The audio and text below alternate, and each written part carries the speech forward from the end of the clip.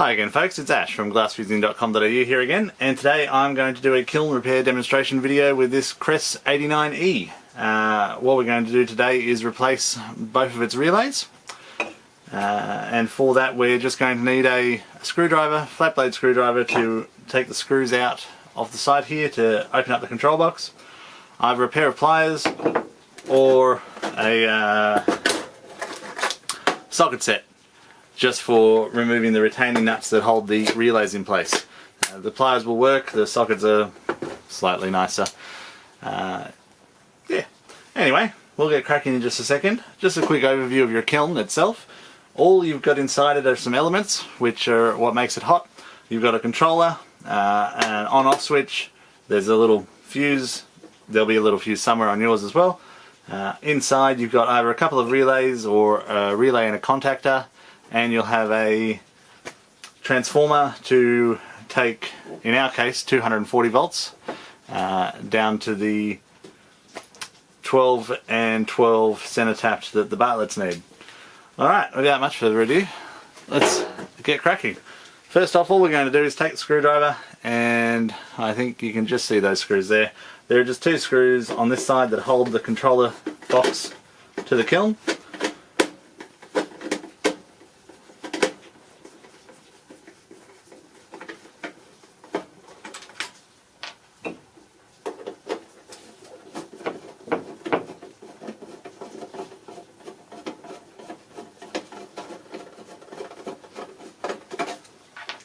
And there are two on the other side.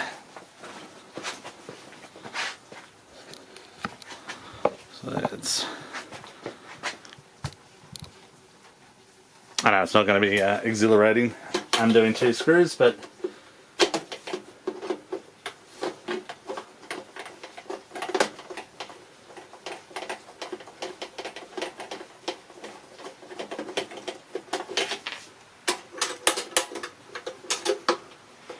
now I always undo the hardest to reach screws first, because there's no point having that left to last when there's a little bit of weight on the screw.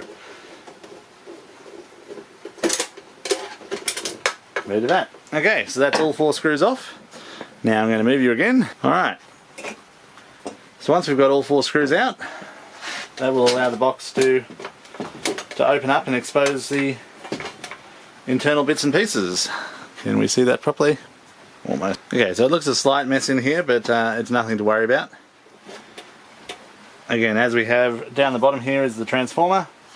There's your on-off switch. There's the back of your controller, the two relays, and the little fuse holder. So it is very, very simple inside. Even though there's a fair few wires, it's nothing to worry about. Okay, for the next part I'm going to get a completely different camera angle. I'll see you in a second. Okay, so I'm going to try to stay out of shot as much as possible, but unfortunately I will be blocking you at some stages. What we're going to do first is to undo this nut on top, up there. That will allow us to just get the relay out. So I might just, in one of those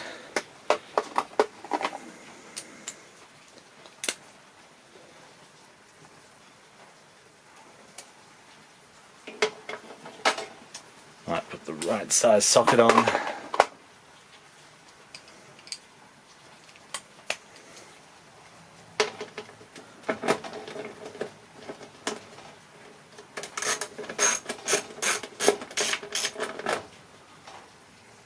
So there we go, those ones are never tight. There's one on the bottom as well, it's slightly harder to see.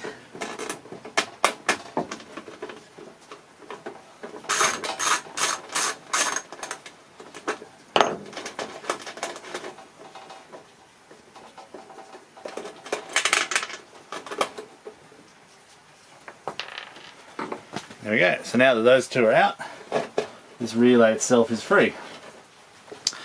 How well are you seeing this?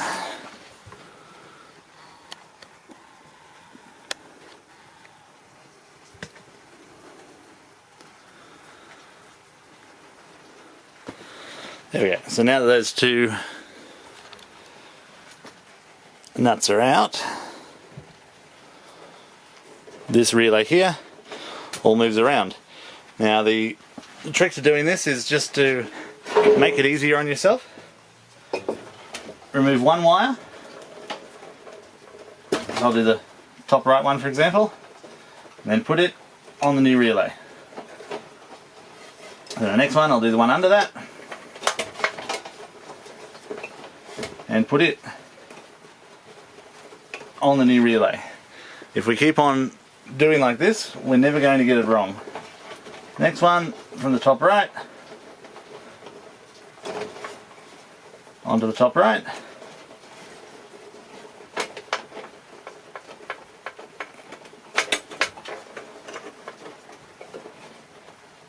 Now these are just spade connectors, so they do just pull off, push back on.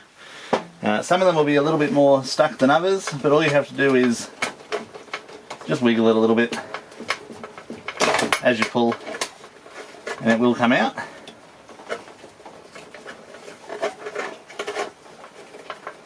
And the last one for this relay.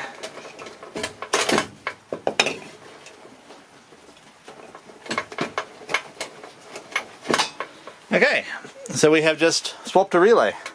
All we've got to do now is screw that back up into place and do the same again for the bottom relay.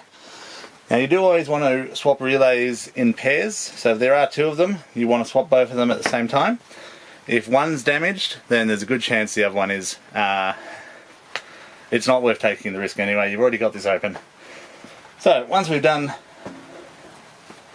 that part, what I like to do is hold him out of the way for a little bit, start this bottom nut, and I'm probably blocking you completely, unfortunately.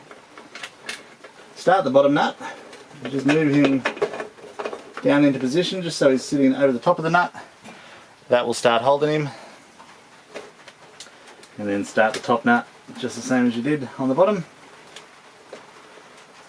Once they're both started, you can then just get either your... Ooh, we've gone out of focus. There we go.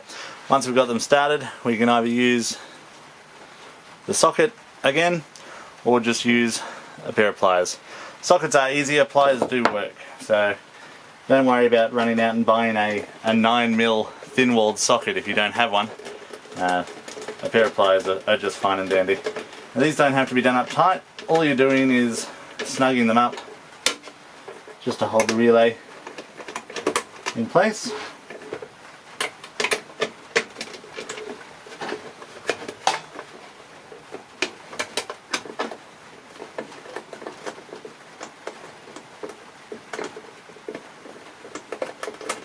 As you can see, I don't even need to use the ratchet for this. Just the shaft itself by hand is fine and dandy. Okay, so that's one relay replaced. It's been about 5 minutes. I'll now replace the next relay and button this back up. Okay, so I've now got the second relay replaced and the cover back in place. The only thing you need to be careful of on a crest when you put this back together is this little safety switch on top here. It's designed so that when you open the lid, if it's firing, the elements lose all power, so there's nothing in there to give you an electric shock. What you want to do is hear a click.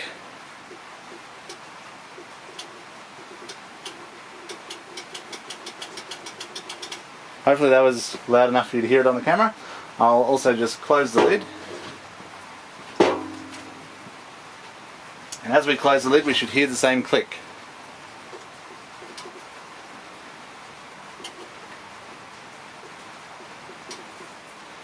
Okay, so I definitely can hear the click. Hopefully you can on the camera as well.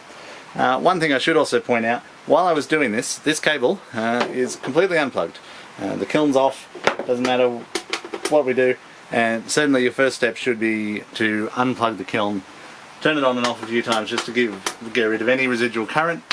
And then it's safe to work on.